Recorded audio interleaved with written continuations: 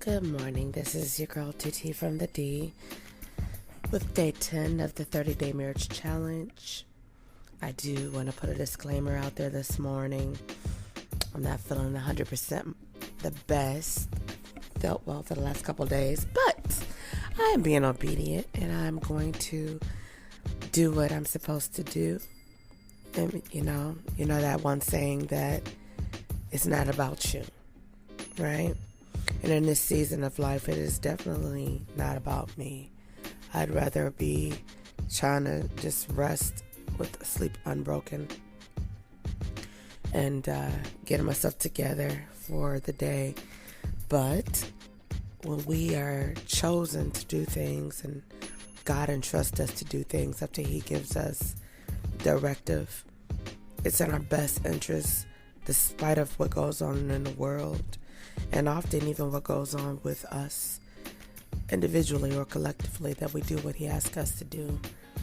I'm sure that you can agree that there have been many times God has given you an assignment or spoken to you and asked you to do something, and you either thought, nah, I can't do that, or I'm not going to do that, or I don't have time to do that because I have to do this, or I want to do that. And then you found out later on that what you chose to do, that you thought you had to do or you wanted to do, didn't work out in your favor. And you might have wondered why. Well, perhaps it's because it's not what you were supposed to do at that time. And when I say at that time, it's because there's an allotment of time when God wants us to do certain things. And it really is better for us to do what He wants us to do when He wants us to do it, if that makes sense. Today's scripture for day number 10, which is Thursday, November 10th, is James 1:6. And it reads as follows: But when you ask, you must believe and not doubt, because the one who doubts is like a wave of the sea, blown and tossed by the wind. Hopefully that will help you with today's topic, keys to rebuilding trust. There are many different ways that you can lose trust in a marriage. Okay? If I was to sit here and try to ramble off ways that you can lose trust, you probably have your own list, right? If you remember the movie, I should say, one of my favorite movies, Why Did I Get Married?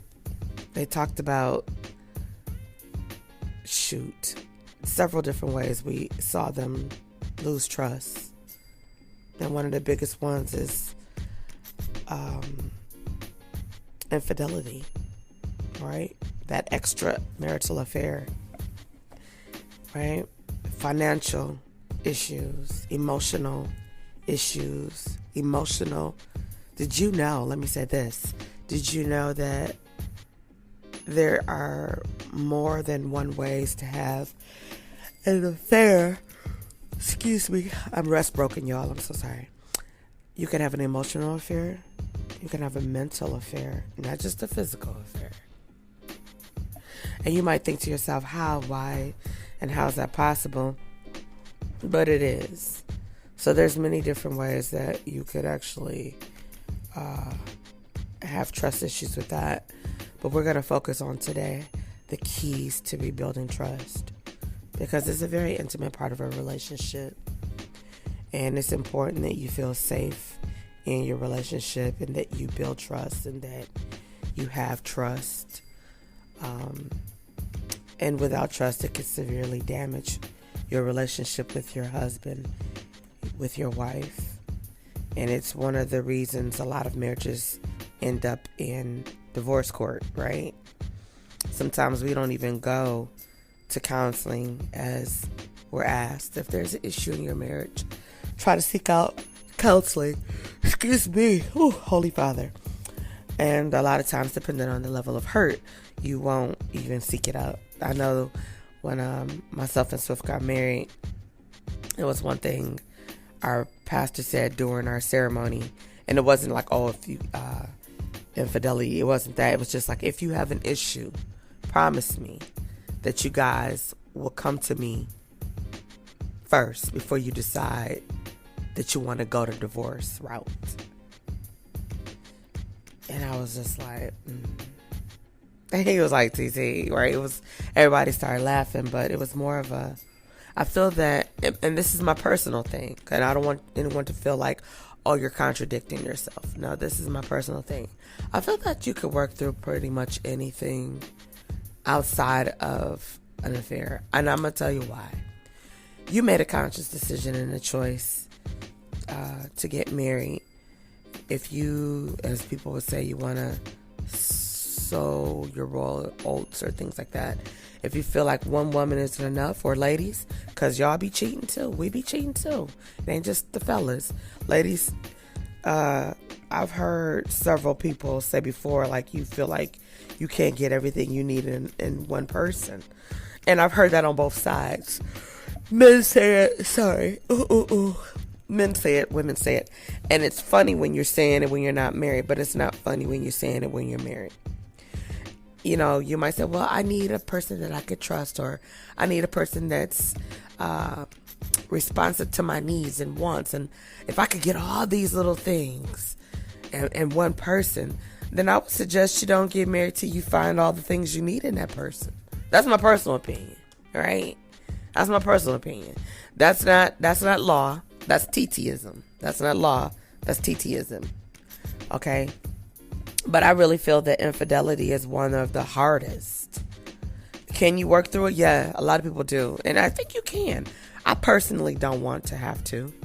I feel like if you feel like you are tempted, and that's a hard conversation. That would be a difficult one. But if you feel like I was tempted, you have to know within yourself, are you willing to go the distance? Temptation is going to be out there because you have eyes. You can see. You will see that handsome man. You will see that beautiful woman, that attractive man. But so what? Does that mean that you have to be tempted? Now, let's be clear. It's like an aphrodisiac. Some of these women, some of these men are sent to you by the adversary. Okay? They come through because Satan don't approve and don't respect marriages. And if he feels that there's a weakness in your union, in your marriage, and that you are one of those people that are lustful, because a lot of times an affair happens because of lust. It's not because, oh, I loved this other person, so let me lay down with this person. No, you lusted after that woman. You lusted after that man. There was something you could say, I was lacking at home.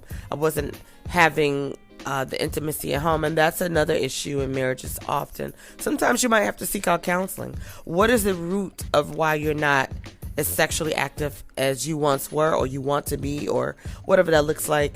It could be other issues. It could not be just, oh, I'm not attracted to my spouse, or she or he's not attracted to me. It could be something that really is going on with that significant other that you need to really talk about. And that might spear off into you having counseling sessions that has nothing to do with that initially. And that's just a little bit. That's a whole nother podcast. We're not going to deviate away from the keys to rebuilding trust. We're just talking about ways and things that can get you to that point where you have to rebuild it. So we're really going to talk about picking up the pieces. Okay? Knowing the details, releasing the anger, showing commitment, rebuilding the trust, rebuilding the relationship. Okay? What happened with the breakdown? Whether you were the offending partner or you were the one that was betrayed. To rebuild trust in your relationship, both of you have to be willing to renew the commitment to your relationship and to one another. And it's going to take work. It's not going to happen overnight. Yeah, the breakdown could have happened overnight. It could have happened in a moment's notice, instance, without notice. But it's going to take work. And you have to both be willing. Okay? And even in something that seems to be clearly a case of betrayal, there are always two sides. The offending partner should be upfront and be honest about what's going on. And please don't withhold information when you're trying to rebuild. Don't remove a person, a place, a piece. It's like playing the game, and I could be dating myself. It could be like playing the game, the funny bone game, right? You got all the pieces that need to be placed in the little slots, right? In order to complete the surgery, you got to replace all the pieces, right? So don't miss out on a little piece of information because you think like, ooh, that one right there might. No.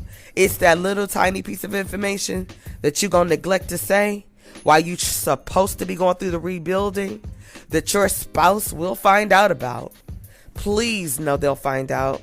And it always happens because the person or the thing that ended up being the issue that caused a fracture in your relationship has a way of finding itself back into the center.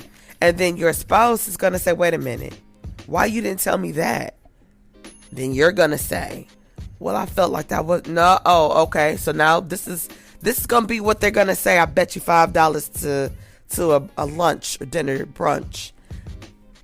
You don't pick and choose what you think was big or small to me. You don't know. That little bitty thing, you thought it was a little bitty thing. Or you thought, oh, this is too huge. If it's too huge, if it's a little bitty thing, then it should go along with the tools that's helping you rebuild. If you're saying you're coming to the table to rebuild and you want to be upfront and honest, that means telling everything how it is. You don't want your spouse to find out anything small or big, which will bring you back to that starting point once again, which means that you really have to start from ground zero, and it was a waste of time. And then depending on your spouse, they may not give you that second opportunity. Okay? Releasing the anger. Even in a minor heartache, a breach of trust can lead to mental, emotional, and physical problems. Your problems can lead to trouble sleeping, loss of appetite, being irritable over the littlest things, quickly pissed off, and your spouse can be like, you went to 0 to 60 quickly.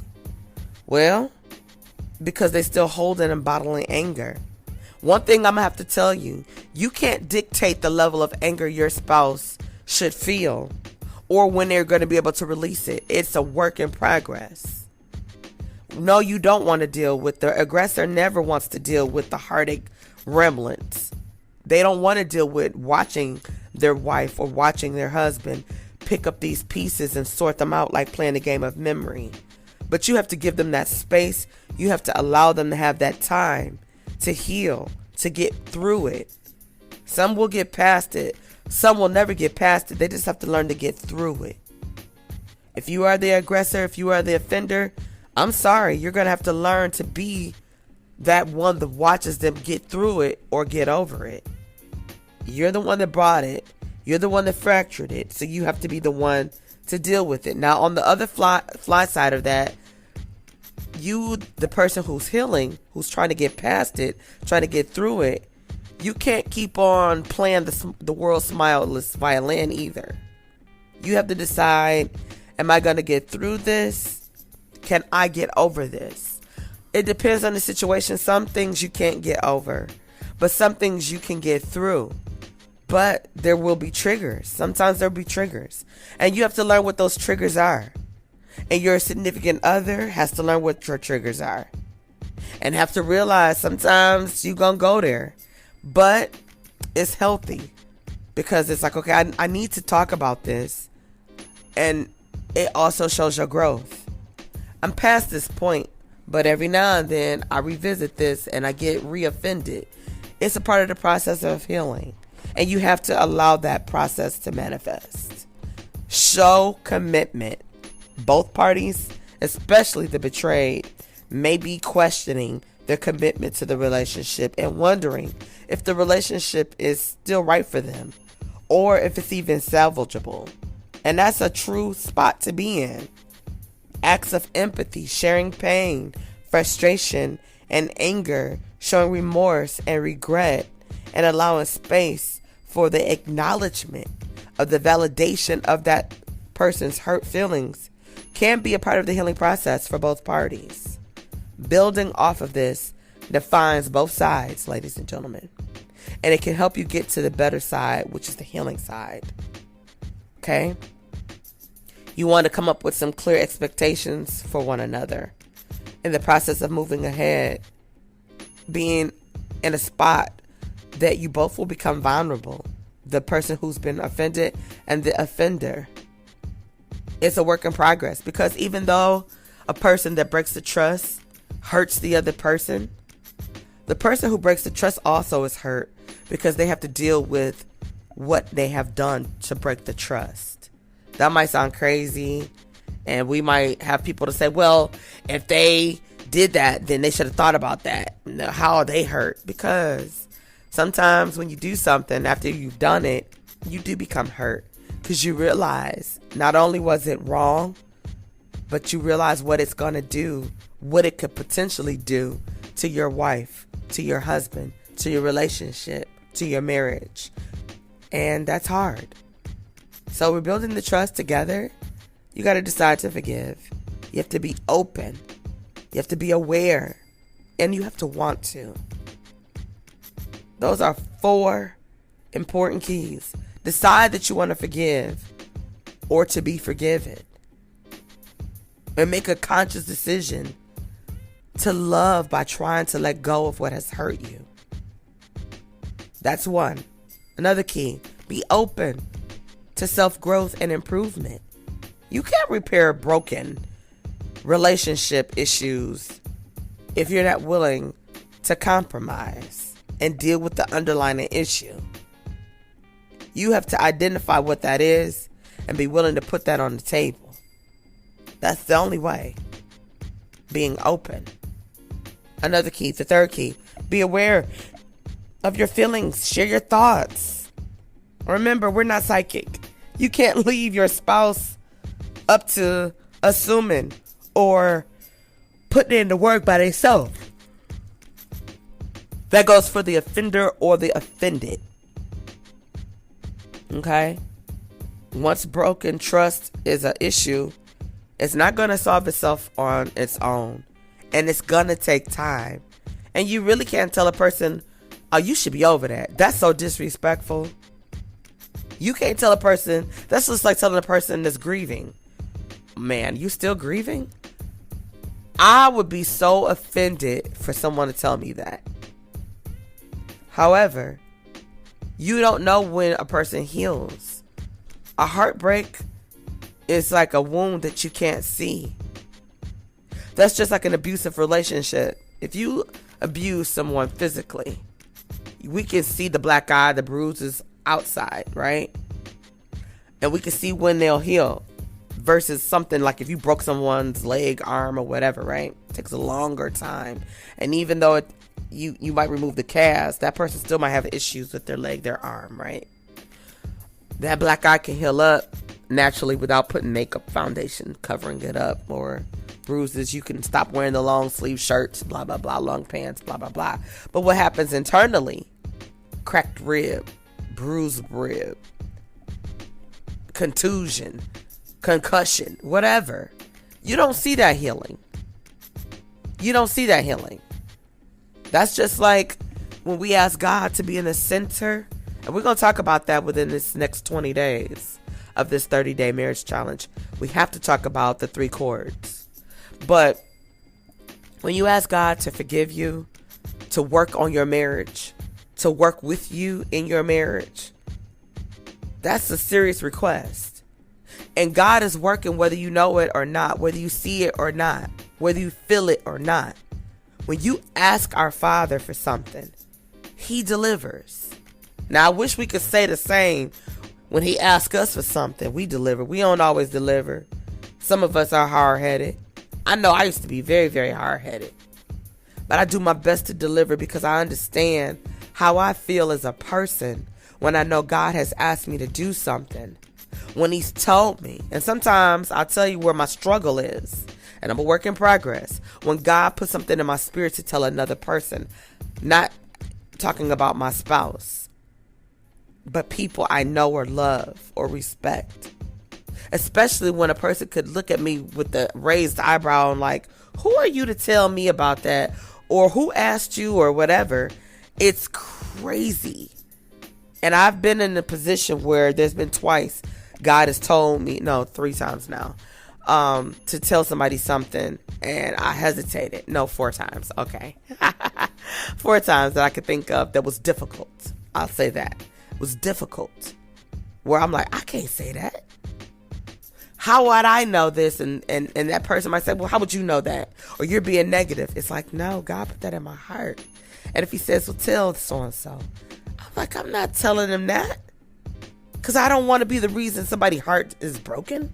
Or that they feel like they don't have any hope. But then I feel a certain way after God had said something to me. And I didn't do it. And then I saw it manifest. I'm like, oh, I could have probably told them when he told me to say it. And they could have been preparing for this. That's the hindsight of it. So I told myself, perhaps I could write it down and date it if it's something that's so difficult. But, you never know. That's why it's important to be open. The third key, be aware of your feelings, as I said. Okay, be aware of your feelings. We have to be aware. Have to be aware. Okay? I had to reiterate on that third. That's the third key. So the fourth and final key is wanting to work it out. There's no place in the process of wanting to work it out to add more lies. You still have to be honest and true about what you want out of this. I want to work it out, rebuild. You have to want to work it out. You want to be in a spot, right? You want to show that you care. You want to be honest. You want to correct what you can correct that was not correct. And here's the one. This is hard. You got to take responsibility and ownership, accountability. You can apologize. But if you constantly do something over and over again, are you really sorry? It could be anything. Whatever it is that's offending or offensive to your wife or your husband. If you are constantly lying about something, withholding something, or if you are betraying them in some fashion, and you've done it more than once, you've done it several times, but you're always saying, I apologize, I'm sorry. Your spouse might tell you, don't tell me I'm sorry. I don't want to hear that, because you're not sorry.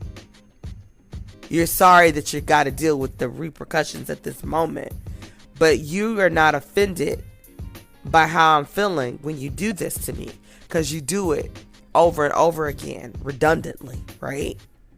So you got to ask yourself, if you're the offender, are you really sorry? Do you really want to be forgiven? Because if you do, how are you showing that when you constantly do the same thing over and over again? How is that helping you to rebuild trust? Okay? And I have to say this. While those independent work, ladies and gentlemen, remember, you have to listen and remind one another that you each deserve open and honest answers to your questions about what you're dealing with. The person that's offended, you can't hold that over their head for the rest of their life. Either you're going to get through it, you're going to get over it, or this is that point where you need to seek counseling because you've done all you could do on your own and you just can't figure out how to get over this stumbling block, how to hop this gap, this hole in your relationship. You've read the books, you've listened to counselors, right, online. You've done all you could do internally. You've prayed. You've tried to work it out on your own with your spouse, the offender, right? If you can't get over it, get through it,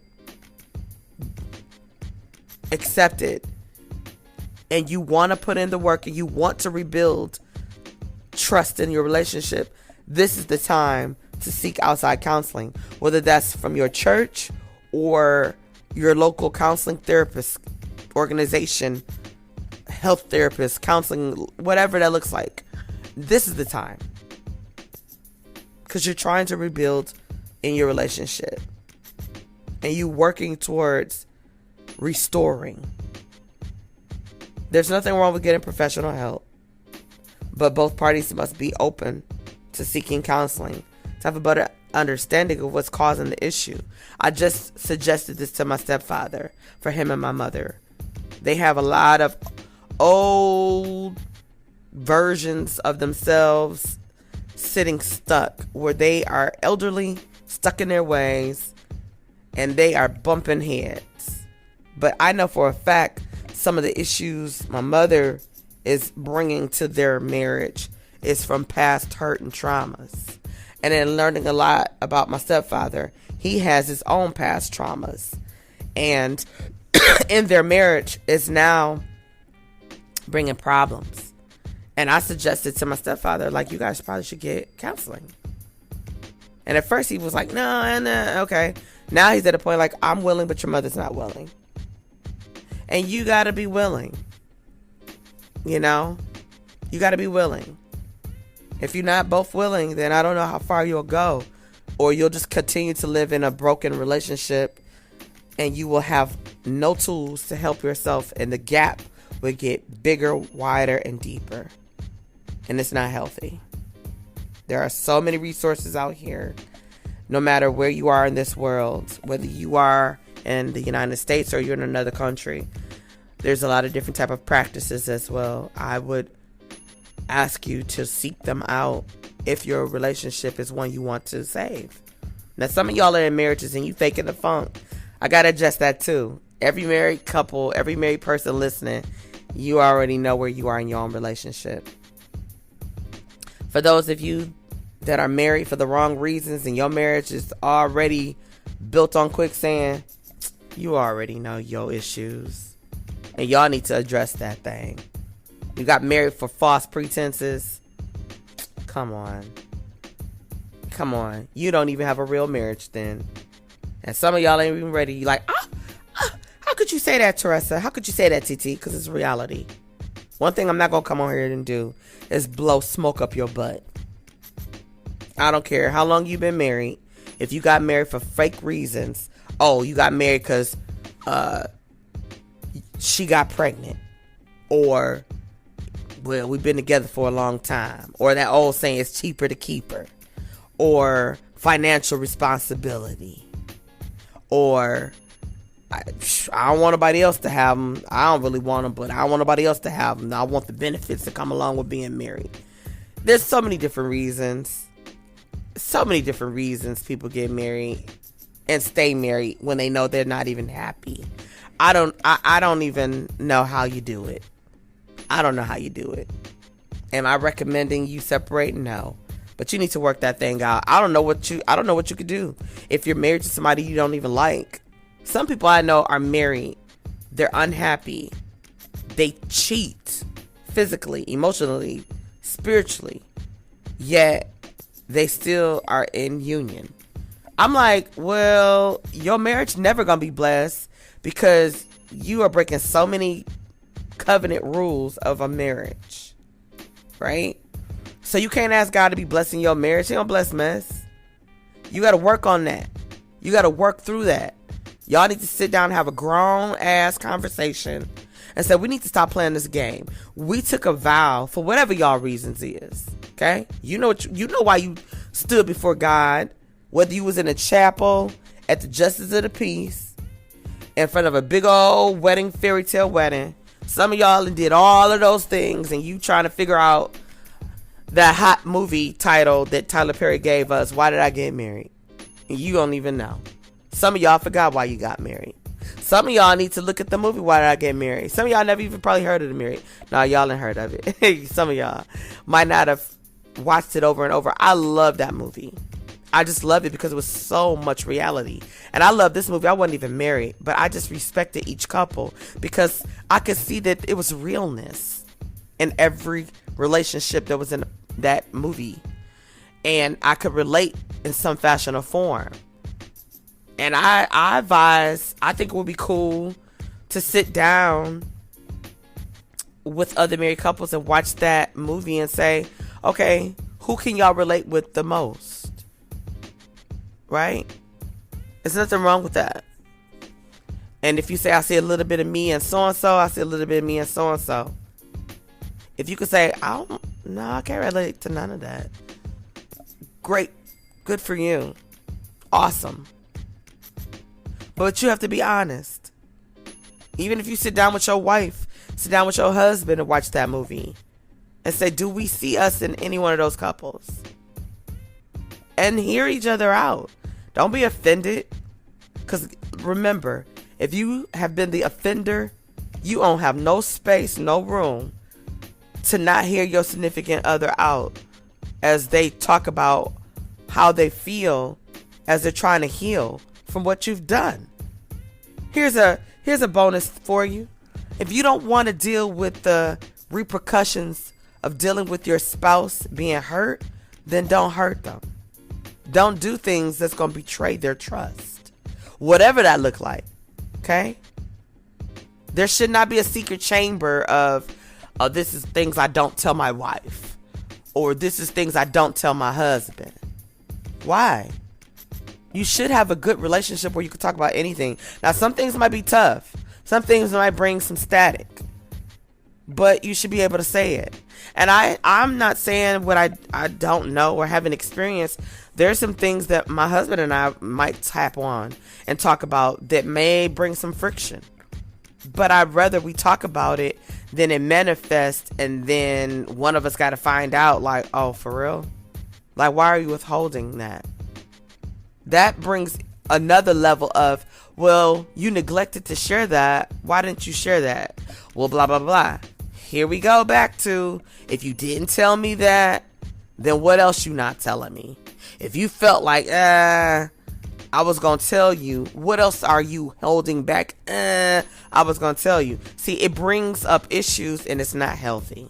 And it can bring you back to ground zero of now you got your spouse in that spot of, I wonder what else he not telling me. I wonder what else she not telling me. How do you grow if you didn't learn from withholding anything that was a problem will bring back new problems? How do you get past that? That's an issue. That's a problem. And if that's something you constantly do, then you need to seriously work on that. You need to seriously work on that, or you're causing yourself more problems in the long run in your marriage. Well, that's all I have for you, ladies and gentlemen, on this morning. I have a doctor's appointment in a few minutes, and I need to get myself ready for it. I do have to do this because I know I didn't shoot it out there like I've done in the past, and it's just because I'm not feeling 100%. I'm tired. I'm rest broken, and that's no excuse on why I would let this get past. So I do want to, and it's my honor to shout out all of my people that are listening around the globe, starting with the United States. I thank you guys in the United States, Bahrain, the Philippines, Canada, Ireland, Puerto Rico, Italy, India, United Kingdom, Romania, Saudi Arabia, Netherlands, Australia, Brazil, Bulgaria, Poland, Russia, Germany, Denmark, Switzerland, Mexico, Egypt, Guam, Ukraine, Bangladesh. My newest country to be listening is Lebanon, okay? Lebanon, and Czech Republic. Lebanon is one of my newest countries to be listening. Thank you. I am so grateful. The listening platform is increasing, it's growing, and it's amazing. I was able to learn that 50% of my listeners are through the web, 18% are through Anchor.fm, 14% are through Roku, 14% are through Spotify, and then there's another 4% through other outlets. And this is just what I could tell through the traffic that I am able to monitor through Anchor.fm. So thank you, ladies and gentlemen. Salute to you guys. I appreciate you. I'm sorry for those of you that tune in for my Wind Down Wednesday or my Tap In Tuesday. This week I did not have a show. I had to cancel. I couldn't sit before you on Tuesday feeling and just drained. I just couldn't do it. I didn't want to fake it till I made it. I didn't want to. I didn't want to give you a half show. That's never my intention. I didn't want to record a show for Wind Down Wednesday and it not give you all. I had to get on this morning, though. I didn't want to come on this morning. I didn't want to come on yesterday morning. but it is what God has charged as an assignment to me. So it's my job, okay? And I just have to be obedient. So I might sound a little froggy. I might sound a little drained. That's because I am. I'm not feeling the best. I'm going to get myself together. I'm going to the doctor. I might need to give me a little shot of something. I don't know. But pray for my strength. I'm going to continue, whether it's a 5-minute show or just a quick prayer. I'm going to get on and give you something, because guess what? Marriages are going every day if you're in it. They don't have a break.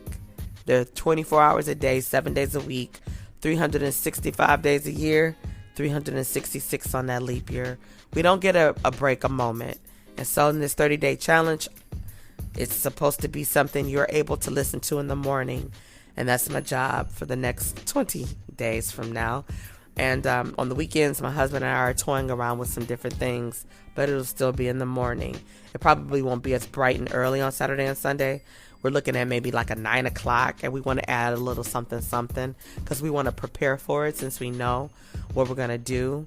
And I don't know what that's going to look like. It's just a thought, but it's something we're talking about.